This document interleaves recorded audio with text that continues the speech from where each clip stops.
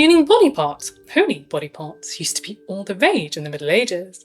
You see, just a little bit of a saint, a head, a finger, a tooth, could bring miracles, protection and prestige to your town, and maybe even put it on the pilgrimage map. And with pilgrims came lots and lots of money. It's no wonder then that monks went to extreme lengths to secure the perfect relic, sneaking into rival monasteries under the cover of night and running off with the saint's bones. Crooked monks and holy heists, I like the sound of this. Well, you're definitely in for a treat then, because I've got some pretty wild holy theft stories for you, and apparently they're all true. Our first story is about a fellow called Hugh of Lincoln, a bishop who would later go on to be canonised as a saint. Now, this Hugh, he really loved relics, and he'd amassed quite a collection of them, more than 30 to be a bit more precise. His way of getting these relics, though, wasn't always particularly above board. You see, he had this beautiful gold ring, embellished with jewels. It was a sizable thing that went across 4 of his fingers. And it wasn't just something pretty to look at either, it was practical too. The ring had hollow spaces in it, so that when he saw a relic that took his fancy, he could just break or chop a bit off and hide it in the ring. He once went to visit the arm of St. Oswald at Peterborough. Apparently, this arm had been perfectly preserved for centuries. It hadn't decomposed because a bishop called Aidan, who had also later become a saint, had blessed it. May this arm never wither, he said. Hugh really wanted a bit of this arm for his collection, so on his visit, when no one was looking, he sneakily pulled out a knife, sliced off a bit of sinew and hid it in his ring. Then on a visit to Belay, he pocketed part of the purple cloth that St. John the Baptist's fingers were wrapped in. His most cheeky theft, though, was when he went to visit the monks at the Abbey of Furta. This abbey was home to a pretty fabulous relic, one of the bones of St. Mary Magdalene, and Hugh was of course determined to add a little bit of this to his collection. The monks presented the relic to him so he could venerate it. Annoyingly for Hugh, though, it was carefully sewn up in silks and linen to keep it safe. With it all covered up like that, how on earth was he going to manage to get a piece of it for his collection? He asked the monks to take it out for its coverings, but they refused. They couldn't possibly do such a thing. After all, this was their most treasured relic. He begged and begged them. All he wanted to do was to see and kiss the bone, but they still refused. Our Hugh, though, wasn't about to take no for an answer. He whipped out a penknife and quickly sliced through the coverings. The monks were shocked, to say the least, and certainly not prepared for what was about to happen next. Hugh kissed the bone, nothing out of the ordinary there. But then he tried to break a bit off with his fingers, and this didn't work. He started nibbling at the bone.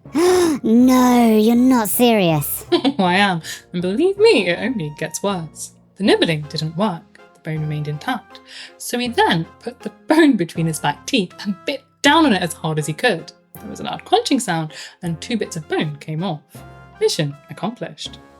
The monks, understandably, were frozen in disbelief, their mouths agape, completely horrified by what just happened. When they finally came to their senses, they started shouting at Hugh. They were furious with him for mutilating the relic like a dog.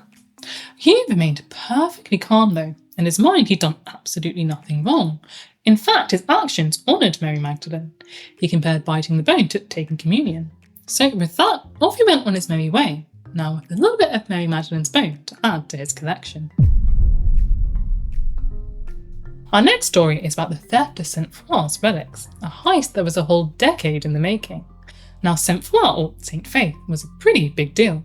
She's the patron saint of prisoners, pilgrims and soldiers, and her relics performed countless miracles. Whenever it ailed you, she could fix it. She cured the blind, the deaf, you name it. Her relics were housed in a lovely church in Agen, France, and as word of her miracle spread, pilgrims flocked there, bringing with them lots and lots of money, and so the area really flourished. St. Foix became so popular that other monasteries began to want her for their own.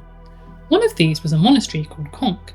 You see, Conques, it wasn't built in the best location. It was in a valley surrounded by mountains, so it was definitely not easy to get to. So King Pepin I of Aquitaine had what he thought was a brilliant idea to try and help the monastery out.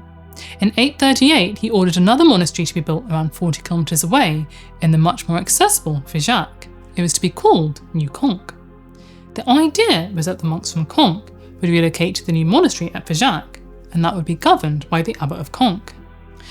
Unfortunately, though, many of the monks refused to move, so now there were 2 monasteries quite close to each other, fighting for pilgrims' power and control.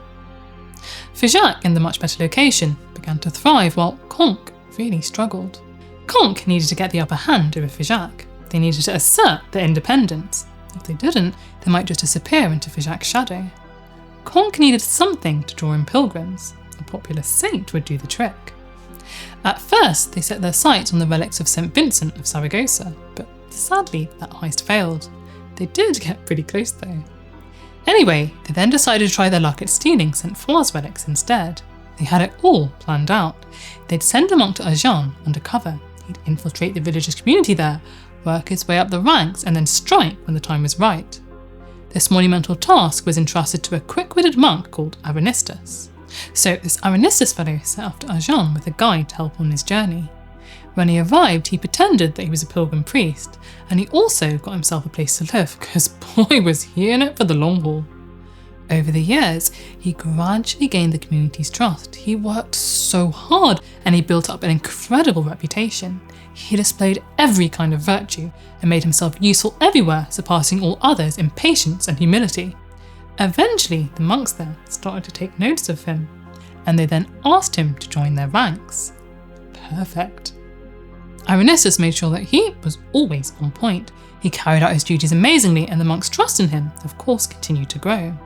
After a while, he was then promoted to guardian of St. Foix's tomb. This was more than perfect. He was now in a prime position to steal the relics. But now wasn't the right moment. He'd have to wait just a little bit longer. He would wait until the great feast of the Lord's Epiphany. You see, it took some doing, but he'd managed to get himself excused from attending the feast. He would guard the tomb instead. The day finally arrived sometime in January 866, a whole 10 years after Aranistus had first arrived in Agen. 10 years! Wow, that's some dedication. I would have just barged in and taken the bones on the first day. Of course, I'm magic and I can fly. They'd never catch me. Sadly for Aranistus, he did not have wings or magic, so whilst everyone else was enjoying the feast, that's when he enacted his plan. He took a deep breath and approached St. Foix's tomb. He tried to lift off the covering stone, but it wouldn't budge. Unfortunately, it was held in place by iron seals. Damn, how was he going to get this thing off? He thought about it for a moment. Maybe brute force was the answer. He struck the foot of the tomb with something heavy. Thankfully, it worked. The tomb opened slightly, and even better, no one seemed to have heard the loud thud. He carefully removed St. Foix's remains from the tomb and gently placed her in a nice clean sack, whilst exalting and magnifying God. Now it was time to wait just a little while until nightfall, when a guide would arrive to aid him on his journey back. It was a tense wait. What if someone wandered away from the feast and caught him? He waited for a short while, but it seemed like an eternity. Finally, the sky darkened and his guide made an appearance. The two quickly set off under the cover of night. In the morning, the monks of Agen were confused when they couldn't find Aranistus anywhere. It was all very fishy, and they started to fear the worst. What if Aranistus wasn't as trustworthy as they thought? They rushed to check St. Foix's tomb and were absolutely devastated when they found that their worst fears had indeed been realised. The tomb was empty, their most precious treasure was gone. Word of this theft spread quickly, and soon crowds of people started to gather at the church, absolutely distraught by the news. It wasn't long before the crowd's sadness turned to anger, and everyone started blaming the monks. How could they have let a stranger, and one from so far away no less, guard the tomb? Once they finally stopped arguing amongst themselves, they sent out a search party to find Aranistus. The search was a disaster. The party got lost and ended up going in completely the opposite direction to Aranistus.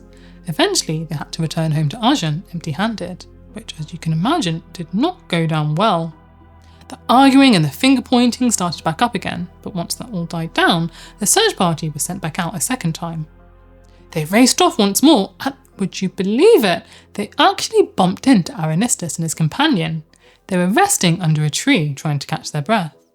Aranistus' heart must have skipped a beat when he saw the men approaching, and he probably thought that he was done for now. Luckily for him though, God was on his side.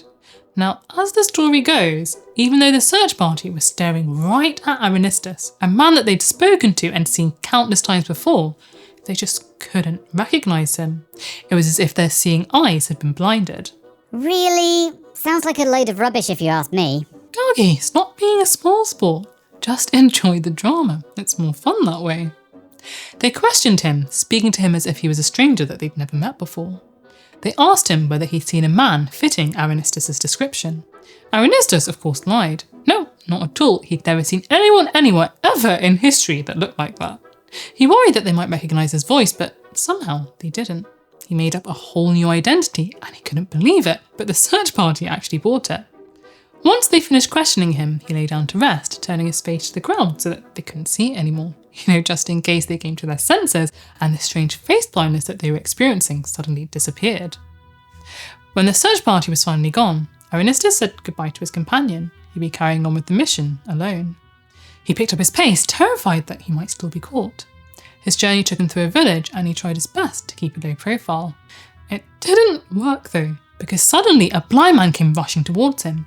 The man had received a vision that Sainte Foy would come to the village that day and that he would be cured of his blindness. The man reached out and touched the veil covering Sainte Foy, and as he did, his sight was restored. Filled with joy, the man started praising and magnifying God, which was not ideal because Arinistus had been trying his hardest not to draw any attention to himself. He shushed the man and pleaded with him not to tell anyone about this miracle until he had reached Conques.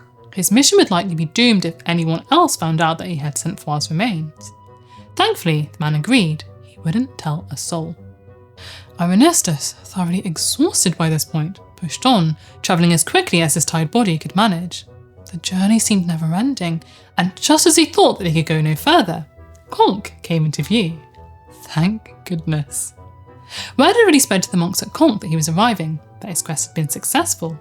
Overjoyed, they all rushed out, walking quite the distance to greet him. Arinistus had made it. Agent was distraught at their loss, and they tried desperately to reclaim Sainte Foy. Eventually, though, they had to just give in. After all, Sainte Foy had allowed herself to be moved to Conques, so it must have been what she wanted, especially as she'd now even started performing miracles in her new home. Conques was shouting about the theft from the rooftops. They wanted absolutely everyone to know about it. You see, the story was proof that the relics that they had were the real deal, that they really belonged to Sainte Foy. A really good relic theft story made your saint all the more interesting, and what's more, relic theft wasn't seen as something shameful back then. Instead, these thefts were seen as true works of Christian virtue, something to be boasted about, praised. So sometimes monasteries just completely made up fanciful stories about how they'd acquired their relics, or at least embellished the truth just a little bit. The more exciting your story, the more pilgrims you draw in. Wait, are you hinting at something about this story? No, what on earth would make you think that? Anyway, pilgrims now started flocking to Conques to see Sainte Foy in her new home. So many people would come that sometimes the monastery just couldn't house them all. Because of this, the monks decided to build a lovely new church for Sainte Foy, and they tasked the most worthy among their ranks with moving her remains there. When they tried to move her though, they found that they just simply couldn't. Her remains became so heavy and remained fixed in place, staying as steadfastly immobile as a mountain.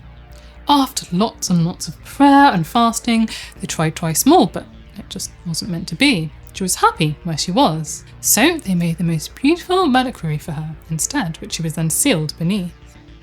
Now Figeac wasn't just going to sit back and let Conques win, so they set about carrying out a holy theft of their very own. They stole the remains of St. Bibinus, who would go on to carry out quite a few miracles in Figeac. It was too little, too late though. There was nothing they could really do now to dull Conques' shine. Thanks to Sainte Foy, Conques was flourishing, prestigious, powerful. They'd asserted their independence, paving the way for their official separation from Figeac in 1096. Conques was saved. Interestingly, relic theft still happens to this day.